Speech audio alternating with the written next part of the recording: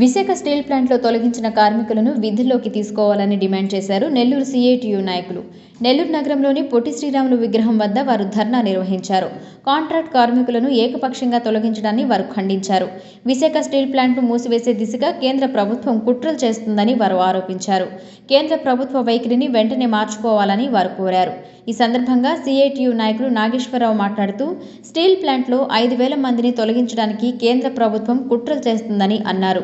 ఇప్పటికే 4,500 మంది కార్మికులను అన్యాయంగా విధుల నుంచి తొలగించారని మండిపడ్డారు. ఇప్పటికైనా తొలగించిన కాంట్రాక్ట్ కార్మికులను వెంటనే విధుల్లోకి తీసుకోవాలని డిమాండ్ చేశారు. విశాఖ స్టీల్ ప్లాంట్ను ప్రైవేట్ పరం చేసే నిర్ణయాన్ని ఉపసంహరించుకోవాలని కోరారు.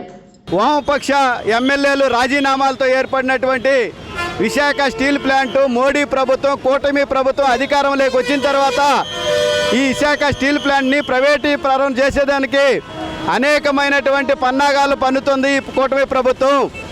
నిన్నగాక మొన్న ఎటువంటి హెచ్చరిక లేకుండా, ఎటువంటి నోటీసులు లేకుండా దాదాపు 4,500 మందిని కాంట్రాక్ట్ కార్మికులను తొలగించడం జరిగింది. అంతేకాదు ఈ ఫ్యాక్టరీ నష్టాల్లో జరుగుతుందని చెప్పేసి అనేక సామెతలు ఉన్నాయి. ఈ కుక్కను చూసి పిచ్చుకొక్క పిచ్చుకొక్క పిచ్చుకొక్క అని 10 సార్లు అంటే అది పిచ్చుకొక్క అయిపోద్ది అని చెప్పేసి, అట్లాగానే విశాఖ స్టీల్ ప్లాంట్కి నిధులు కేటాయించకుండా, గనులు కేటాయించకుండా, ఐరన్ ఓర్లు కేటాయించకుండా ఈరోజు విశాఖ స్టీల్ ప్లాంట్ నష్టాలతో జరుగుతుందని చెప్పేసి చెప్పడం ఇది దుర్మార్గమైనటువంటి చర్య.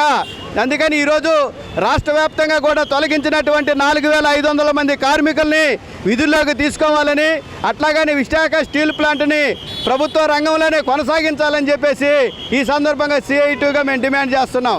విశాఖ ఉక్కు పరిశ్రమని ప్రధాన ఎజెండాగా తీసుకొని మేము విశాఖ ఉక్కును గవర్నమెంట్లోనే కొనసాగిస్తాము, మీ ఆత్మగౌరవాన్ని కాపాడుతాము, కార్మికులకు రక్షణగా ఉంటామని చెప్పి ఉత్తరాంధ్ర మొత్తం ఓట్లు వేయించుకొని ఈరోజు చంద్రబాబు నాయుడు గారికి ఇది మామూలే, మాట ఇచ్చిన మాట మీద నిలబడిన ముఖ్యమంత్రి ఎవరన్నా ఉన్నారు అంటే అది ఒక్క చంద్రబాబు నాయుడు గారే అని మరొకసారి చెప్తూ, కేంద్ర ప్రభుత్వం నిధులు కేటాయించింది.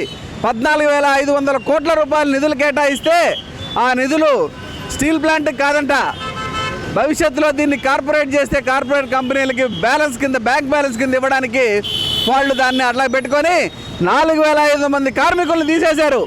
ఇది నిజంగా చాలా దుర్మార్గం. ఇది మీరు ఆంధ్ర రాష్ట్రాన్ని నమ్మించి మోసం చేసినట్టు.